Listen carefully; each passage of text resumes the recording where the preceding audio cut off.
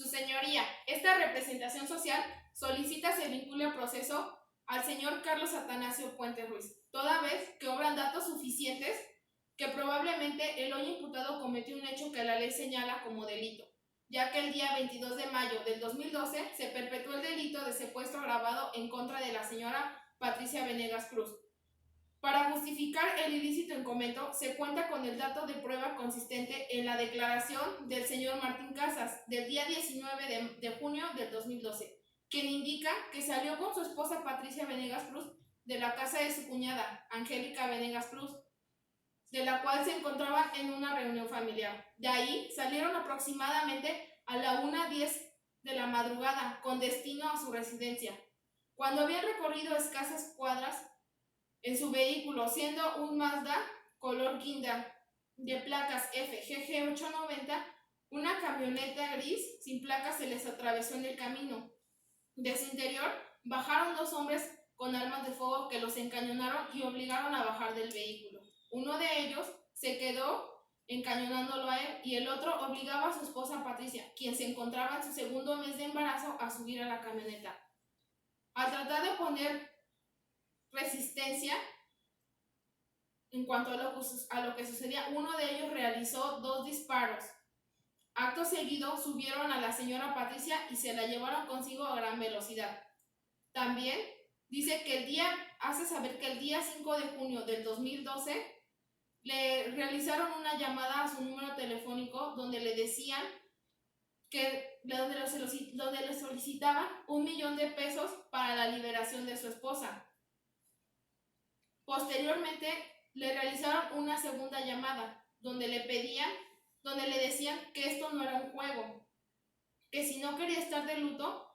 consiguiera el dinero para la liberación de su esposa Patricia Venegas Cruz, quien estuvo secuestrada hasta el día 7 de junio del 2012. Lo que se concreta con la declaración de la víctima también se relaciona con la entrevista del señor Lorenzo Lemus, quien es celador del edificio Torres Cádiz,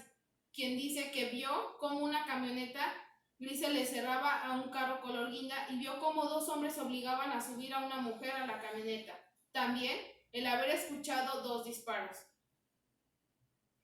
Posteriormente, por lo tanto, se cuentan con los siguientes datos de prueba. La declaración del señor Enrique Pimiento Gómez, quien hace un señalamiento directo y categórico en contra del hoy imputado, que el día 19 de mayo del 2012 le dijo que le propuso llevar a cabo el secuestro. También dice que él se encargó de conseguir las 3 pistolas 9 milímetros, de las cuales una le fue encontrada en su poder al hoy imputado. También menciona que le fue entregada una libreta donde venía el número de teléfono de la casa del señor Martín Casas. También se le fue encontrada en su poder al señor Carlos al momento de su detención. Se cuenta también con la impresión de la huella dactilar que fue tomada en la manija de la parte exterior de la puerta del copiloto. Muestra que fue tomada por el oficial Armando Buitrago, quien fue al lugar de los hechos, es decir, en la calle Carrera 9, número 4217. Y posterior al teléfono celular Nokia 1120 de número telefónico 316-225-0097, donde se realizaron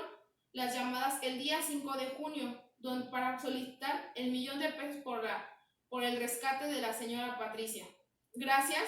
a la triangulación del oficial Armando Buitrago, se logró ubicar que este teléfono era de propiedad del señor Carlos Atanasio Puente Ruiz. Ya que no existe alguna causa de extinción y toda vez que se cumplen los requisitos del artículo 316 del Código Nacional de Procedimientos Penales, esta Fiscalía solicita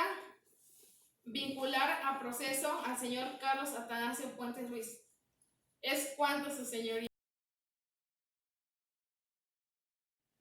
Su señoría, con fundamento en los artículos 19 de la Constitución Política de los Estados Unidos Mexicanos y el artículo 319 del Código Nacional de Procedimientos Penales, esta defensa solicita la no vinculación a proceso al señor Carlos Atanasio Puentes Ruiz, ya que la Fiscalía no ha logrado acreditar los supuestos legales que nos exige el artículo 316 del Código ya mencionado. Además de los hechos expuestos por parte de la Fiscalía y de la carpeta de investigación, no se ha logrado acreditar la posible participación de mi representado en los hechos ilícitos del cual es imputado. Lo anterior se fortalece con que mi representado no estuvo en el lugar de los hechos, pues se encontraba trabajando con un horario de 12 de la noche a 12 del día.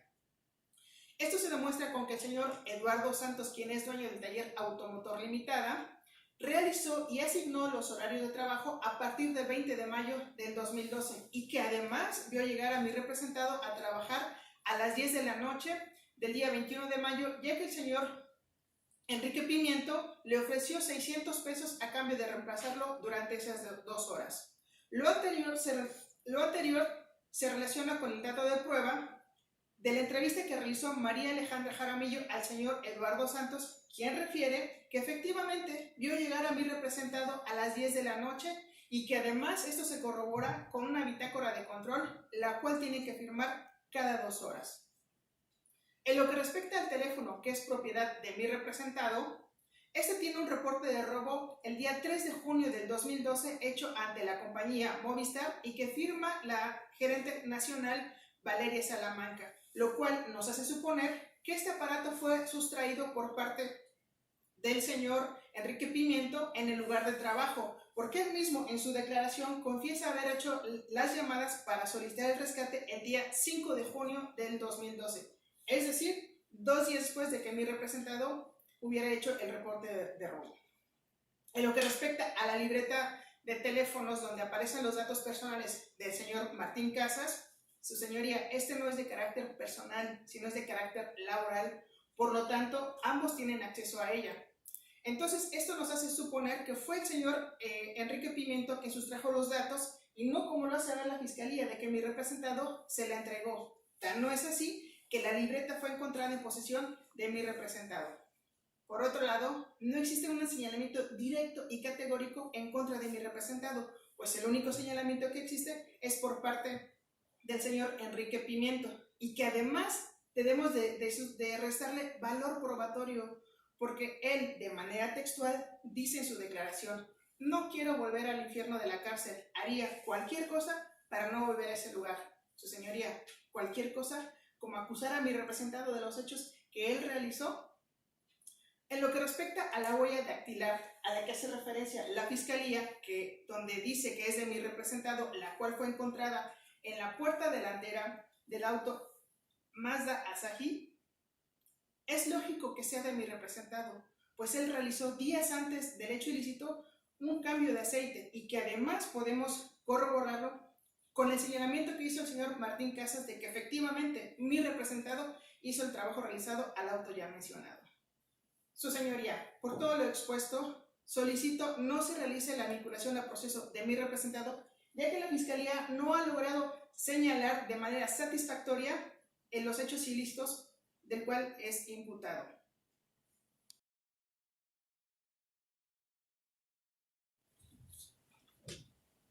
Su señoría, en virtud de que se han cumplido cabalmente los requisitos del arábigo 154 del Código Nacional de Procedimientos Penales, esta representación social solicita se imponga prisión preventiva como medida cautelar al hoy imputado, el señor Carlos Atanasio Puentes Ruiz, previsto en el artículo 155, fracción 14ª del Cuerpo de Leyes antes citado,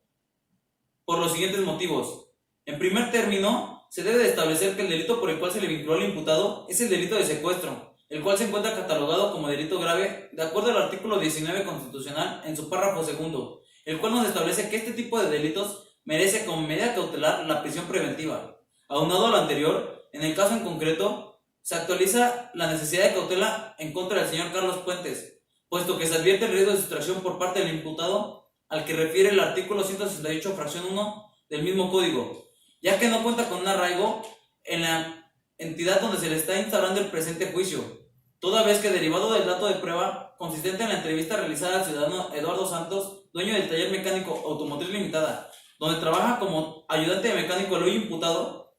mismo oficio que podría abandonar dado que es posible ejercer en cualquier otra entidad federativa, sin soslayar que solamente cuenta con escasos meses en el empleo anteriormente mencionado. Robusteciendo lo anterior, es importante destacar que hasta el día de hoy el imputado no ha acreditado tener domicilio propio en la presente entidad. Asimismo, Carlos Puentes no cuenta con dependientes económicos. Por lo tanto, ha quedado justificada la falta de arraigo por parte del señor Carlos Puentes Ruiz en la presente entidad federativa. Ahora bien, se debe de considerar lo establecido en la segunda fracción del artículo antes citado, de cuyo contenido se desprende el máximo de la pena que pudiera llegar a imponerse, y en el caso que hoy nos acontece, la pena máxima pudiera llegar a ser hasta de 80 años, de acuerdo al artículo 9, fracción 1, inciso A, de la Ley General para prevenir y sancionar los delitos en materia de secuestro, por lo que a mayor pena, mayor cautela, misma pena que pudiera causar en el ánimo del imputado la decisión de sustraerse de la acción de la justicia, por lo que al momento de su detención, el imputado pretendía abordar un autobús sin conocer el destino del mismo, sin pasar por desapercibido que Carlos Puentes ya es una persona reincidente, pues se deriva del dato de prueba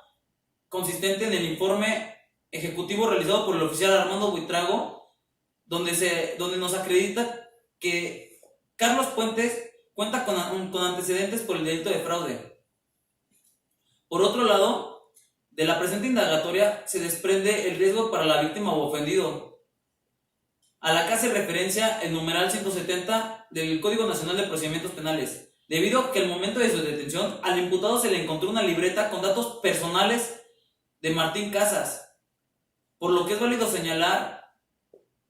que el imputado cuenta con datos privados de la víctima y del ofendido, por lo que se debe tutelar la integridad personal de Patricia Venegas y Martín Casas, sin pasar por alto que al mismo tiempo de su detención, al imputado se le encontró en posesión una pistola 9 milímetros,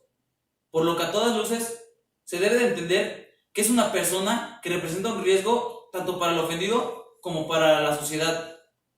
Es por todo lo antes manifestado, y en virtud de que se cumple el principio de proporcionalidad instalado en el artículo 156 del Código Nacional de Procedimientos Penales, y toda vez que se ha quedado justificada la necesidad de cautela en contra del imputado, esta Fiscalía reitera su solicitud en que se imponga la medida cautelar de prisión preventiva al imputado. Es cuanto, su señoría.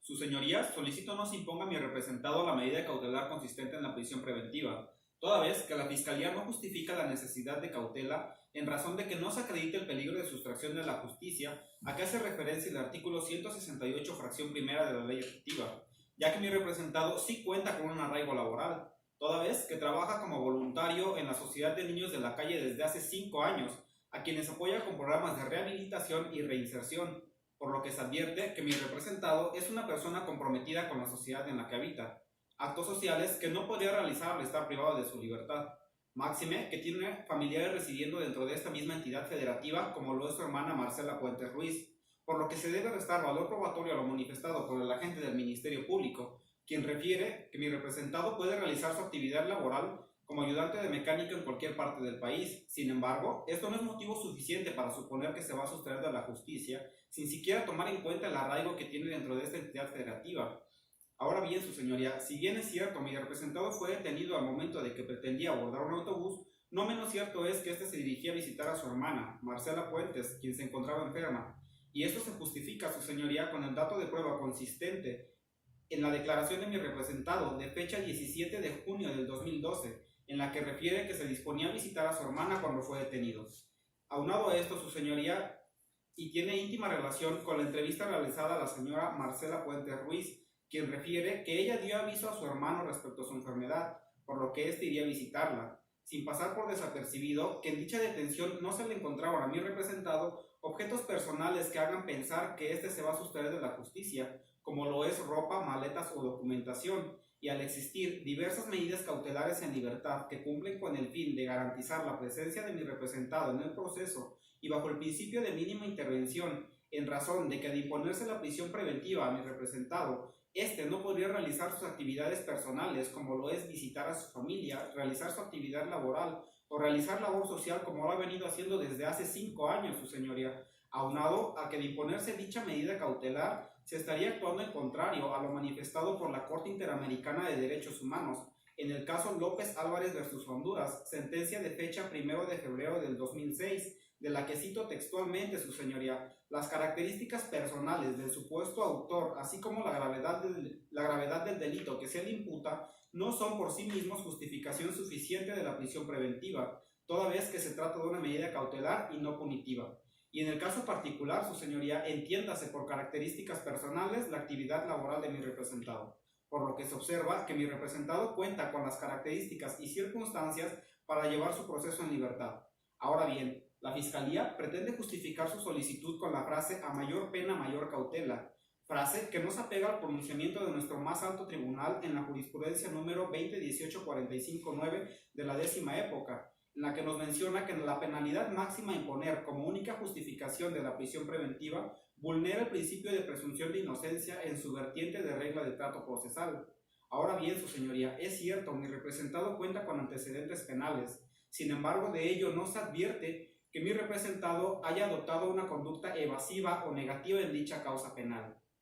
Referente a la seguridad de la víctima, su señoría, a que se refiere el artículo 170 de la Ley Adjetiva Penal, debe decirse que el Ministerio Público es una institución que cuenta con recursos y facultades para garantizar y proporcionar la seguridad de la víctima. Máxime que de los datos de prueba que obran en la carpeta de investigación no se advierte la existencia de amenazas por parte de mi representado hacia las víctimas, su señoría. Ahora bien, debe decirse también que la libreta que le fue encontrada al momento de su detención a mi representado sí cuenta con datos personales del señor Martín Casas, como ya hizo mención la Fiscalía. Sin embargo, dichos datos obran en esa libreta solamente en razón de que el señor Martín Casas es cliente del taller automotor en que labora mi representado, por lo que es entendible que dichos datos obren en ella. Su señoría, de todo lo antes narrado se advierte que la Fiscalía no justifica la necesidad de cautela y en tal virtud la medida cautelar que solicita no se apega al principio de proporcionalidad e idoneidad a que se refiere el artículo 156 de la Ley Adjetiva Penal, por lo que esta defensa reitera su solicitud de que no se imponga la prisión preventiva a mi representado. Es cuanto, su señoría.